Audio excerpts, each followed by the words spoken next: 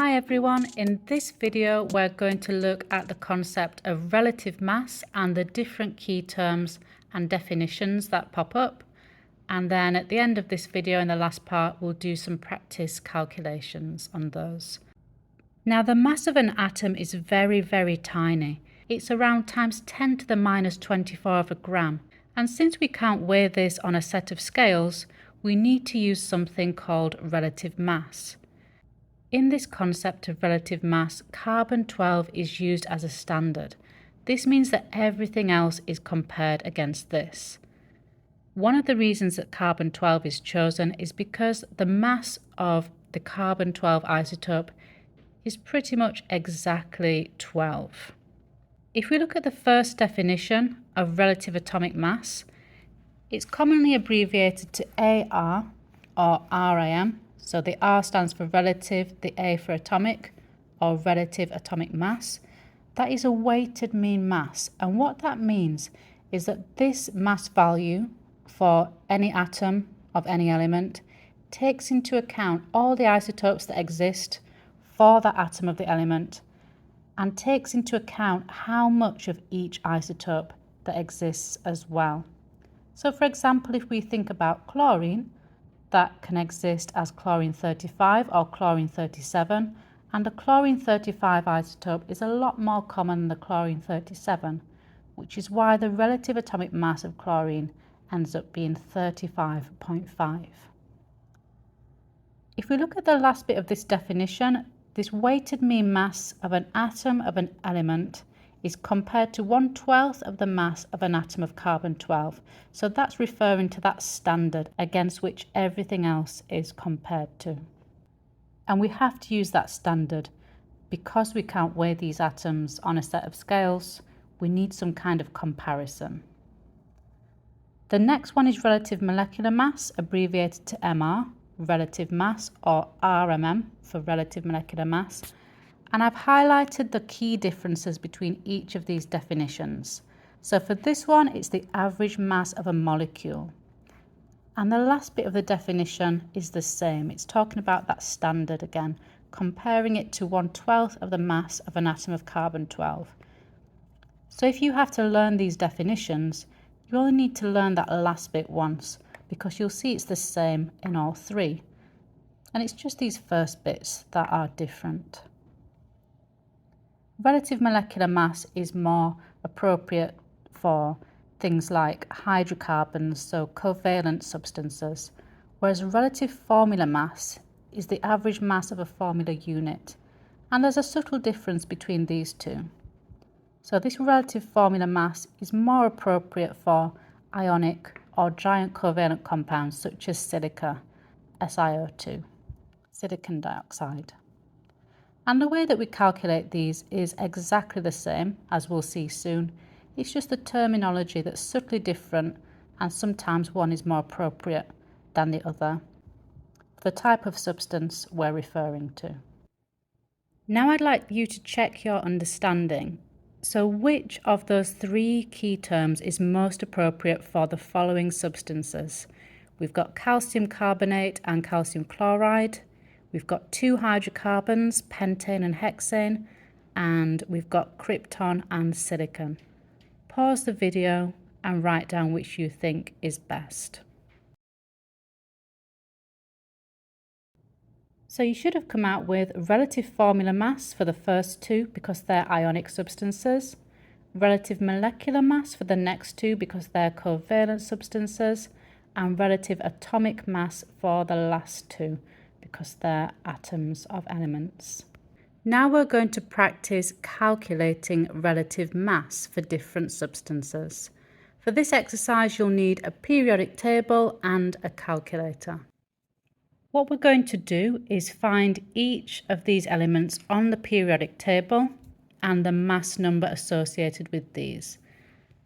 So if we find calcium, on this periodic table, its mass number, the big number, is 40.1.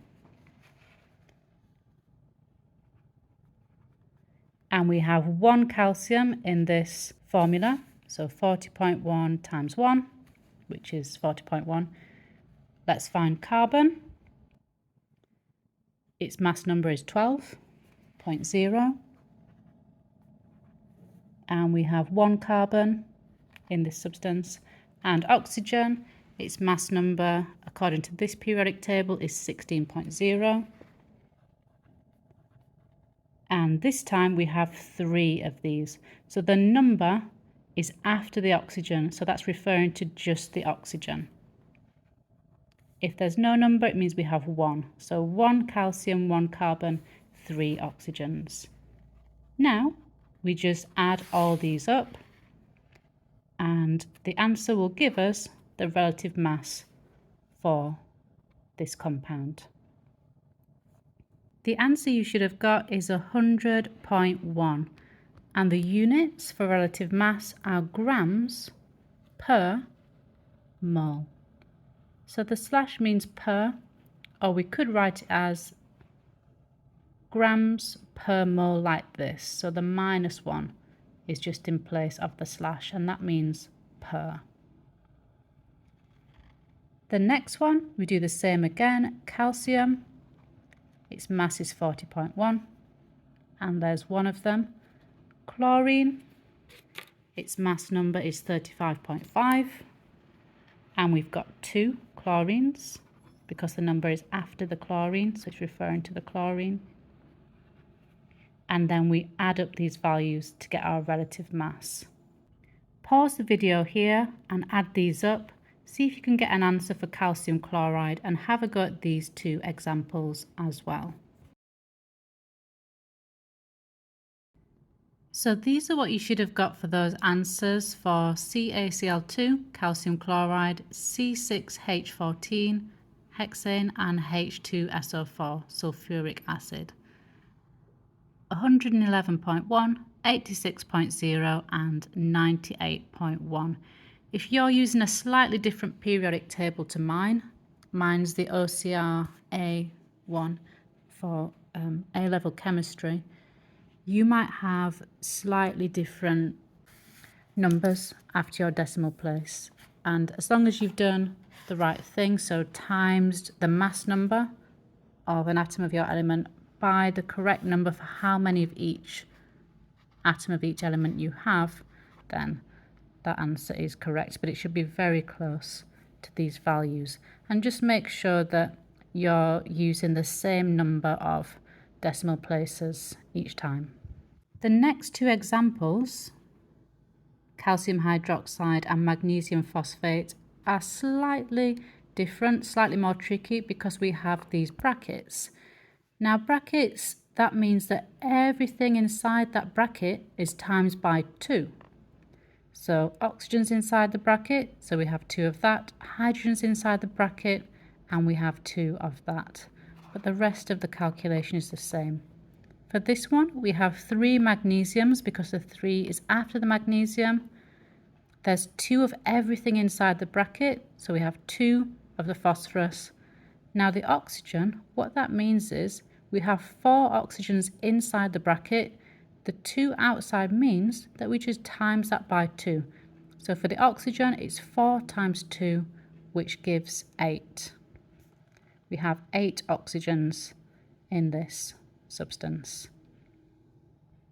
So you should have come out with 262.9 for this example here, this magnesium phosphate, and the working out for that one is just here. Now this last example is more tricky. We have this dot here, and that means that we have waters of crystallization, which means that these waters are part of this structure, and we have to include them. So let's start off looking at the magnesium sulfate part. We've got 1 magnesium, 1 sulfur, 4 oxygens. So we work those out. Then let's deal with the 7 waters. So I've worked out the relative mass of water first. 2 altogether for the hydrogen, because 1.0 times 2. 16 for the oxygen, so water adds to 18. And we have 7 waters, so 18 times 7 gives us 126. And then we add that on to the rest of our totals to get 246.4.